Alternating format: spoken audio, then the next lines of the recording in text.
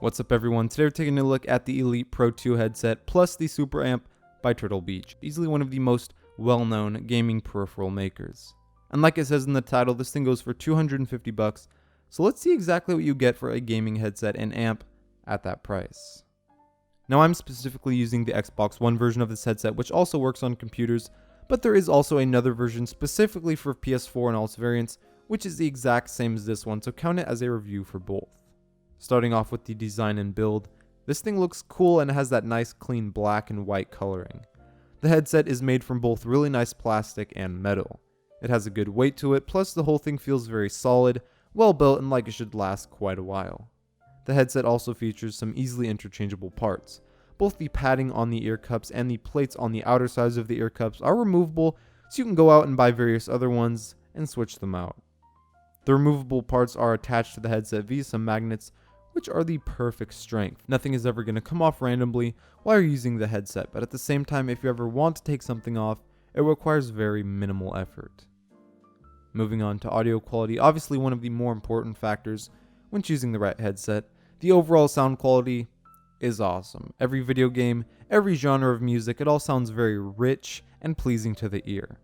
The mix is not overflooded with bass, as I thought it would.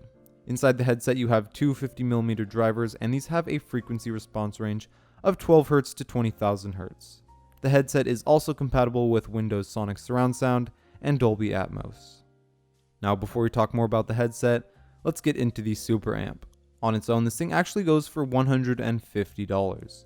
So on the amp you have your big volume dial, which feels very tactile and has some nice resistance to it. And then you also have that white LED bar which shows the current volume level, and in the middle of that is your glowing Turtle Beach logo.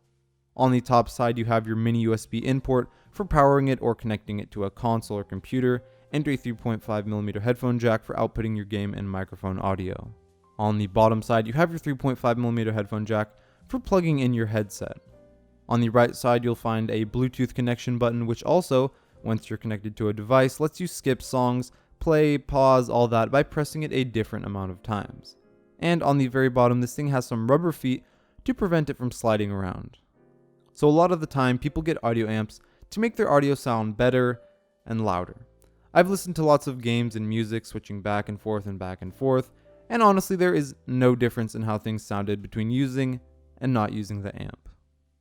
Also, like I mentioned before, this thing does have Bluetooth capabilities, which are of questionable usability. It's nice to be able to connect to your phone from across the room or not have a wire connected to it, but a lot of the time the point of Bluetooth headphones and such is the freedom from being tethered to a device. You still have to have your amp plugged into your computer or the wall or some power source, and then have your headset plugged into the amp. So you might as well just plug the headset right into your phone.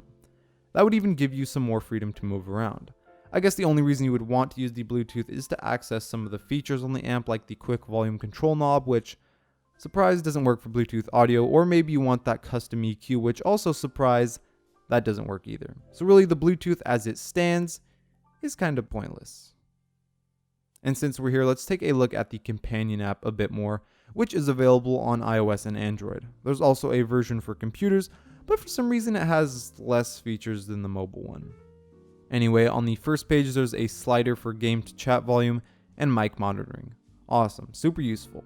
There's also the superhuman hearing option, which is terrible. It literally just made all the audio sound like trash, and it kind of makes me think it's bugged or something. There's also the chat boost option and the option to change the EQ between some of the presets and any custom ones you make, except, like I said before, they don't actually affect the sound. On the PC version of the app, it did work, but it's a very light and basic EQ at best. On the second page you have some more volume level controls. Within the third page you get some controls for the lights on the amp, like the volume bar and the glowing logo in the middle. And under that is all your options for streaming volumes. On the fourth page is some info and a configuration switch. Make sure you use this. Finally, there's like the little side menu which has different preset configurations for different types of games. The app is okay, it's got some super useful stuff and some straight up unusable stuff. Overall, the Super Amp is kinda a glorified volume knob, but it does have some uses, being that you need it to use the cool features within the Audio Hub app. Switching back over to the headset, let's talk about comfort. The ear cups, like I said earlier, are removable and these sides are made from leather, while the actual part that makes contact with your ear is a plush material. This doesn't have that nice premium feeling that leather gives you, but it doesn't get all sweaty and gross like leather can. The ear cups slide up and down and swivel in every direction to help find that perfect fit. Also, thanks to the Pro Spec design, you can comfortably wear your glasses while wearing this headset. The headband along the top also has a plush material where it makes contact with your head and has a little bit of cushioning. This thing fits to your head via suspension, which works well and is perfectly comfortable.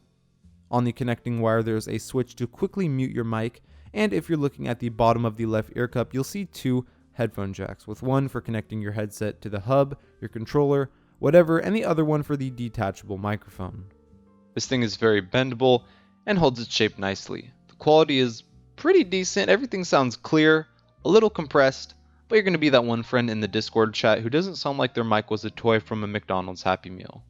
All in all, looking at the Elite Pro 2, which goes for $250, you're getting amazing audio quality, great build quality and design, a good microphone, decent comfortability, a popular brand, but when it comes to the Audio Hub app and the Super Amp, they really dropped the ball. Too many unfunctional features in the app, which has even less functionality on PC. The amp looks and feels awesome, and it's convenient to have that volume knob on console, but honestly it'd be completely useless if not for the 4 or 5 nice features inside the app. This headset could have been perfect if in like an alternate reality they ditched the amp and put a really nice little volume dial and Bluetooth button on the headset itself and let it connect to your phone and computer via Bluetooth or a wired connection to be customized. As it stands though, the headset is really great and everything else not so much, so it's hard to recommend to your average user looking to up their gaming experience a bit just because it feels like so much of the money you're spending is going down the drain. But for people who do have that extra money just lying around, this is definitely a more than viable option. Thanks for watching. The link to the Turtle Beach Elite Pro 2 headset plus Super Amp is in the description below. Don't forget to subscribe for more upcoming videos, and as always, I'll see you guys in the next one.